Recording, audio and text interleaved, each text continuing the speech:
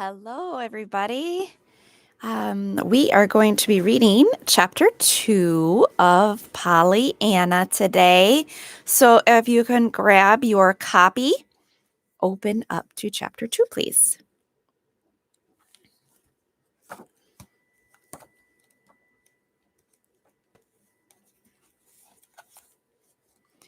Chapter 2, Old Tom and Nancy. In the little attic room, Nancy swept and scrubbed vigorously, paying particular attention to the corners. There were times indeed when the vigor she put into her work was more of a relief to her feelings than it was an ardor to efface dirt. Nancy, in spite of her frightened submission to her mistress, was no saint. "I just wish I could dig out the corners of her soul," she muttered jerkily, punctuating her words with murderous jabs of her pointed cleaning stick. "There's plenty of 'em needs cleaning, all right, all right. The idea of sticking that blessed child away off up there in this hot little room, with no fire in the winter, too, and all this big house to pick and choose from. Unnecessary children indeed." "Humph!" snapped Nancy, wringing her rag so hard her fingers ached from the strain. "I guess it ain't children what is most unnecessary just now. Just now." For some time she worked in silence. Then, her task finished, she looked about the bare little room in plain disgust. "Well, it's done. My part, anyhow," she sighed. "There ain't no dirt here, and there's mighty little else. Poor little soul. A pretty place this is to put a homesick, lonesome child into," she finished, going out and closing the door with a bang. "Oh!" she ejaculated, biting her lip. Then doggedly, "Well, I don't care. I hope she did hear the bang. I do, I do." In the garden that afternoon, Nancy found a few minutes in which to interview old Tom, who had pulled the weeds and shoveled the paths about the place for uncounted years. "Mr. Tom," began Nancy, throwing a quick glance over her shoulder to make sure she was unobserved, "did you know a little girl was coming here to live with Miss Polly?" What?" demanded the old man, straightening his bent back with difficulty. "Ugh." "A little girl to live with Miss Polly."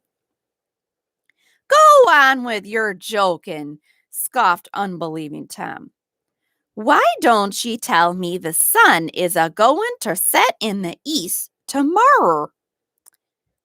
"But it's true. She told me so herself," maintained Nancy. "It's her niece, and she's 11 years old." The man's jaw fell. "Sho! I wonder now," he muttered. Then a tender light came into his faded eyes. "It ain't, but it must be, Miss Jenny's little gal. There wasn't none of the rest of 'em married. Why, Nancy, it must be Miss Jenny's little gal. Glory be to praise. To think of my old eyes a-seeing this." "Who was Miss Jenny?" "She was an angel straight out of heaven," fervently. "But the old master and missus knew the oldest daughter. She was 20 when she married and went away from here long years ago. Her babies all died, I heard, except the last one, and that must be the one what's a-comin'. She's 11 years old." "Yes, she might be," nodded the old man. And she's going to sleep in the attic. More shame to her, scolded Nancy, with another glance over her shoulder toward the house behind her. Old Tom frowned. The next moment, a curious smile curved his lips.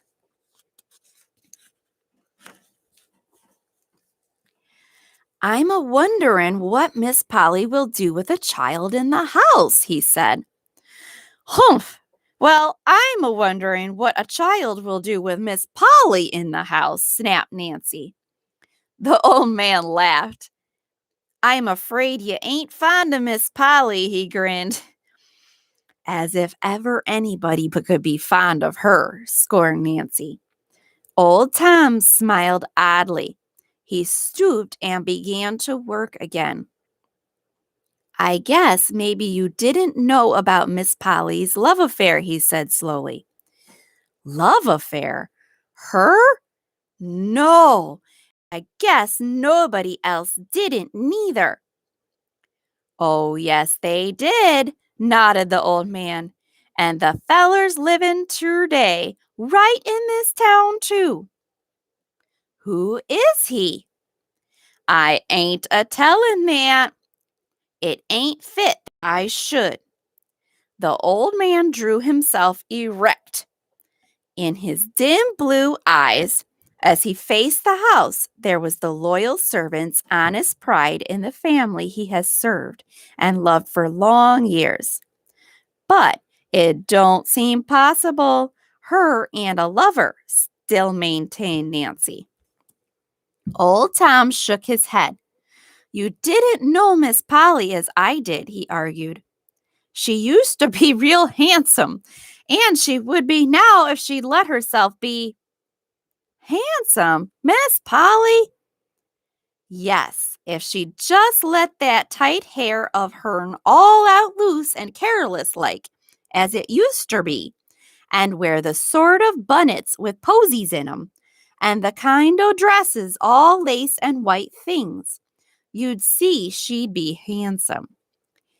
Miss Polly ain't old, Nancy. Ain't she, though? Well, then she's got an awfully good imitation of it. She has, sniffed Nancy. Yes, I know. It begun then at the time of the trouble with her lover, nodded old Tom, and it seems as if she'd been feedin' on wormwood and thistles ever since. She's that bitter and prickly to deal with.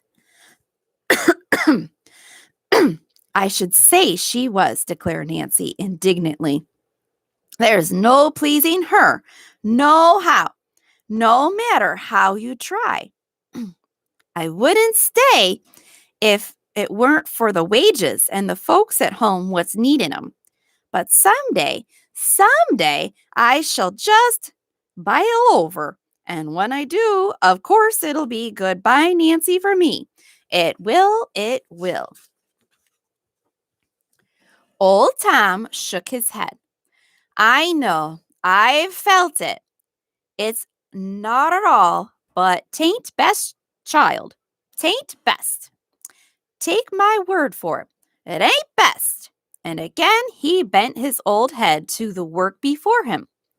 Nancy, called a sharp voice. Yes, ma'am, stammered Nancy, and hurried toward the house.